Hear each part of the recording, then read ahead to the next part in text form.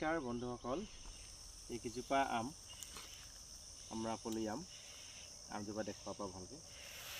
আজি 3 বছৰ হৈছে এজোপা আম এজুলি ফল ল'ম বুলি ভাবিছোঁ। ইয়াৰ আগতে মই প্ৰুনিং কৰিছিলোঁ, আপোনালোকক দেখুৱাইছোঁ। এতিয়া এইটো আপোনাৰ গুৰিৰ পৰা 2.5 ফুট ৰাখি পেলাই ৰাউণ্ডকৈ এটা চাৰ্কুল বনাইছোঁ। সেই চাৰ্কুলটো আপোনাৰ 1 ফুট বহল আৰু 1 ফুট দকৈ আপোনাৰ নলা মাৰি ইয়াত এতিয়া পচন সাৰ দিয়া হ'ব।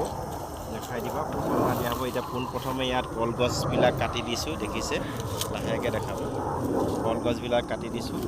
তাৰপিছতে ইয়াত আপোনাৰ গোবৰ দিম আৰু জাবৰ দিম, শুকান জাবৰ দিম। তাৰপিছত অলপ ব্ৰইলাৰ গু আছে, ব্ৰইলাৰ গু দিম। লগত এনেকৈ দেখাই আছোঁ, আহি থাকিব।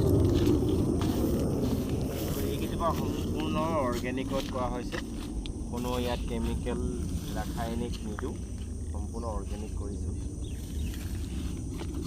যদি আপোনাৰ আম নিজে খাবলৈ পাম আৰু কোনোবাই আহিলে সময়ত খাবলৈ পাব, দেখুৱাইছোঁ, দেখাবা।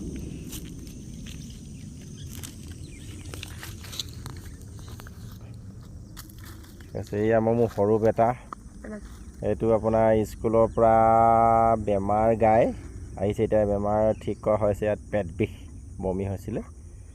ইও মোৰ পিছে পিছে ঘূৰি ফুৰে। অকণমান খেতি কৰিবলৈ হেঁপাহ এটা আছে। পঢ়ি ল'ব কৈছোঁ প্ৰথমতে, তাৰপিছত দেখা যায়। খেতি কৰিবলৈ হ'লেও পঢ়িব লাগিব, এগ্ৰি MSc পঢ়িব লাগিব, কৃষি চাইণ্টিষ্ট পঢ়িব লাগিব। দেখাইছোঁ সেইকাৰণে। ঠিক তেনেকৈ কোৱা, গোমধান কি? এতিয়া গোমধান কালি দিলাইচোন পানী, আৰু দিব নালাগে। এই ইমানকৈ নালাগে নহয়, হৈ যাব এই দেখিছে, কালি গোমধানৰ পানী নিজে গুটি দিয়া যে, সেইকাৰণে খুব মনত গৈ আছে। ইয়াৰ গোমধানৰ কালি পানী দিলেই, আজি আকৌ দিবলৈ মন গৈছে। এই দেখিছে 3 জোপা। এইটো প্ৰজাতিটো হ'ল আমৰাপলি প্ৰজাতি। মোৰ বৌ এগৰাকীৰ পৰা লৈছিলোঁ এইকেইজোপা আমৰ পুলি, সুন্দৰ হৈছে। এই কলগছজোপাই কাটি মেলি ইয়াত ভৰাই আছোঁ। এই যিমান অযথা শুকান পাত চাত আছে চব ইয়াত দি দিয়া হ'ব। এইজোপা বকুল গছ লগাইছিলোঁ, কলগছজোপাই ইয়াক জোপোহা হ'ব নিদিলে।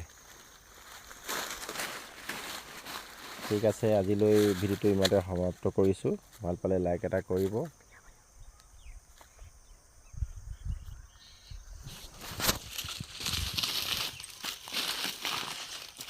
কিবা থাকিলে কমেণ্টত জনাব। সকলোলৈ ধন্যবাদ।